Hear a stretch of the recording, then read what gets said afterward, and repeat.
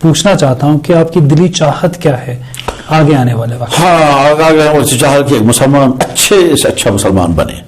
ہمارا نوجوان اتنا آئیڈیل نوجوان ہو کہ ایک طرف سے تعلیم اس کے بعد بہت اچھی ہو، کیریکٹر اس کے بعد بہت عمدہ ہو، اخلاق اس کے بہت اچھے ہوں، اور وہ مسلمان بن کر کے جس سماج میں رہے ایک پاک باز مسلمان بن کر، اور اسلام کا درد، اسلام کی حمیت، اسلام کی غیرت لے کر کے وہ ہر سماج میں جیے. چاہت یہ ہے.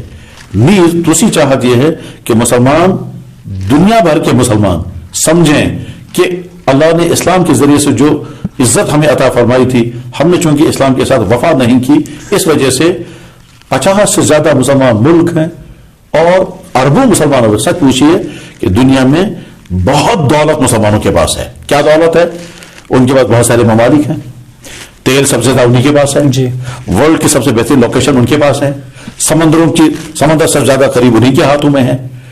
اس طرح سے مین پاور مسلمانوں کے پاس ہے، دین سب سے اچھا مسلمانوں کے پاس ہے. اس کے باوجود یہ ذلیل و خوار کیوں ہیں؟ وجہ اس کی یہ ہے کہ جیسے وہ ہونے چاہیے ویسے نہیں ہیں.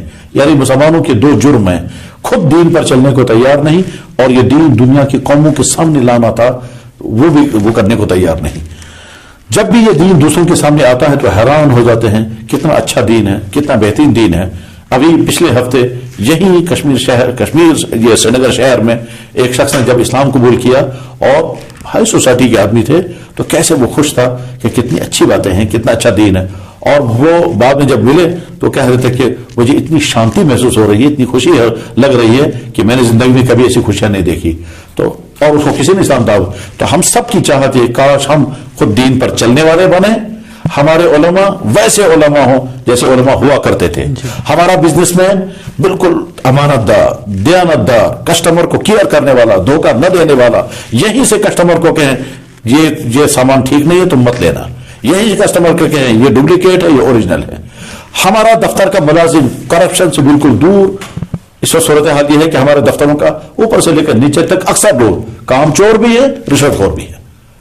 کام چور اور رشوت خور بہت تھوڑے لوگ ہیں جو اس وبا سے، اس مصیبت سے بچے ہوئے ہیں، اور نہ اوپر سے لے کر نیچے تک اکثر ان کا حال یہی ہے. دکانوں پر ہمارے سیلز مین ہیں وہ امانت دار نہیں ہیں، اور آخر میں دکاندار نے کہا کاش ہمارے اندر دیانت داری پیدا ہو، اخلاق پیدا ہو، اللہ کا خوف ہمارے اندر آ جائے. جوان تمام انہیں بری باتوں سے بچیں جن بری باتوں کی وجہ سے آج کے جوان بگڑ رہے ہیں. ڈرگز، فیشن، آوارگی، فضول خرچی، ماں باپ کی نافرمانی، اور سوشل میڈیا کے میں بے فائدہ چیزیں. مثلا مان لیجیے چیٹنگ ہو رہی ہے رات بھر، ویڈیو گیمیں کھیل رہے ہیں جن کا کوئی فائدہ نہیں. آپ کی زندگی، جوان کی زندگی بہت قیمتی ہے. ایک ایک منٹ، اس منٹ کو آپ جوانی کو گزار رہے ہیں ویڈیو گیموں میں، گھنٹوں گھنٹوں تک اس سے ملنے والا کچھ نہیں ہے. تو اس ٹائم پہ، اس جوانی کی زندگی میں تو انسان کو چاہیے بس یہی تمنائیں ہیں کہ ہمارے مدرسے اچھے ہوں، ہمارے تعلیم گاہوں میں کیریکٹر کے ساتھ، اسلامی سوچ کے ساتھ اونچی سے اونچی مضبوط تعلیم دی جائے اسٹینڈرڈ کے ساتھ، اور ہم اسلام کے وفادار بن کر کے رہیں. بس یہی چاہتے ہیں. جوانوں کے متعلق بھی، خواتین کے متعلق، مزدوروں کے متعلق، بزنس مینوں کے متعلق، پڑھے لکھے. اور ایک اور چاہت ہے ہمارے سماج میں جو انٹلیکچوئل لوگ ہیں جن کو اللہ نے قلم دیا ہے، ذہانت دی ہے، وہ اپنے قلم، اپنے ذہانت کو کس چیز میں استعمال کر رہے ہیں وہ بار بار سوچیں. جی، وہ تعمیر انسانیت میں کام کر رہے ہیں یا تخریبی انسانیت میں؟ وہ انسانوں کو مثبت راستے پر لا جا رہے ہیں یا منفی؟ بس مان لیجئے ایک کو اللہ نے بہت ذہن عطا کیا ہے لیکن وہ فحش شاعری کر رہے ہیں یا فحش ناولنگاری کر رہے ہیں یا ایسے کالم لکھ رہے ہیں کہ جو انسانوں کے ذہن کو خراب کر رہے ہیں.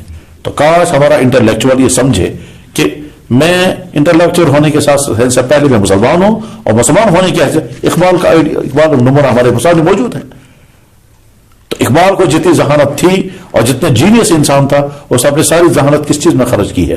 تو ہمارا انٹلیکچوئل جو کلاس ہے وہ، اور لوگ قوم کا ذہن اور مزاج جو ہے وہ انٹلیکچوئل ہی بناتے ہیں. بس ان تمام طبقوں کے متعلق یہی چاہت ہے کہ یقین محکم، عمل پیمن، محبت فاتح عالم، جہاد زندگانی میں یہی ہے مردوں کی شمشیر ہے.